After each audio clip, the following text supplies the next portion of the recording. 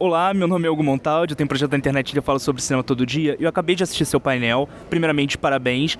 E uma coisa que ficou na minha dúvida, e eu acho que é uma coisa que eu converso bastante com o público do meu canal, é que às vezes decisões em empresas não são tão precisas, ou às vezes elas são frias, às vezes são calculistas, porque envolvem dinheiro.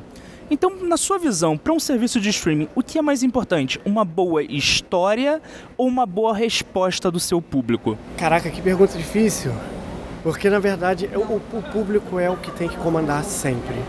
Tipo, quem diz se é bom ou se é ruim é o público, não sou eu, não é você, não é o crítico de sei lá da onde.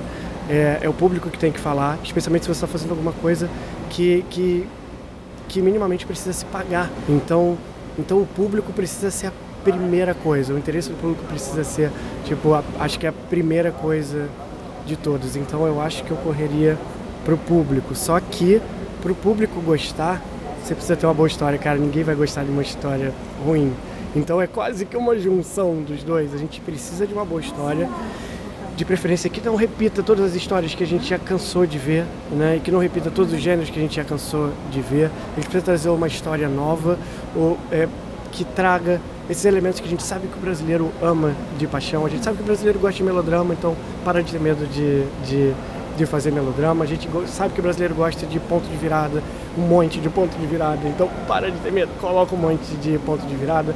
E a gente sabe que o brasileiro quer se identificar vendo aquilo dali, até por isso que é super importante você ter conteúdos locais, né, sendo feitos. A gente precisa se ver naquilo dali, não necessariamente falando de uma locação, mas a gente precisa ver a nossa cultura ali, a gente precisa de histórias que façam com que a gente realmente se identifique. Então, sua pergunta, juntando nas duas, eu acho que a gente precisa de ótimas histórias e o público é quem vai dizer se aquilo é bom ou se aquilo é ruim no final das contas. E para concluir, na sua visão, obviamente, existe ou não existe filmes que são feitos de encomenda por base em algoritmo? Rapaz, eu posso falar? Cara, existe.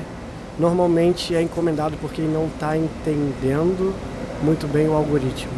O algoritmo ele tem um papel muito mais fundamental lá na frente, né? Quando você vai entender quem é que vai assistir aquilo dali. Então o algoritmo funciona muito, cara, quem está clicando nisso daqui, quem está vendo essa imagem está clicando, então eu vou mostrar mais para esse cara, ou então eu vou mostrar uma imagem diferente agora para ele porque ele viu e não clicou. Nesse lugar o algoritmo é muito bom e é muito mais confiável, até por mais cruel que ele possa ser, porque se não tem ninguém clicando no seu filme, ele vai começar a esconder o seu filme ou a sua série. Agora, na parte de encomenda, cara, é muito mais subjetivo. Acho que é entender uma coisa muito mais ampla e não tão baseado no algoritmo, por mais que as pessoas tentem fazer isso, né? Porque no final dos contos que as pessoas precisam de segurança para decidir e de, acho que, algum argumento para falar, cara, deu ruim, mas eu segui esses números aqui, eu segui a previsão do algoritmo de que com esse talento daria certo, ou de que com esse gênero daria certo. Mas em regra não funciona, cara. O algoritmo funciona lá na frente, as pessoas vão algumas vezes encomendar olhando para algoritmos, ou olhando para algoritmos de previsão principalmente, não vai dar certo. Acho que a gente consegue comparar, na verdade, o que o algoritmo previu, e o que realmente veio de resultado e em regra não bate, sabe? Então vai ter gente sim encomendando com base no algoritmo, na prática não faz muito sentido se ele entender minimamente o que ele está fazendo. Acho que as pessoas vão parar de encomendar por algoritmo e vão deixar o algoritmo fazer o papel deles, cruel, de mostrar para as pessoas o que está sendo realmente clicado e meio que apagar talvez o que não esteja muito chamando a atenção de todo mundo. Eu disse que era a última pergunta, mas é que você falou um negócio que me deixou uma pulga atrás da orelha.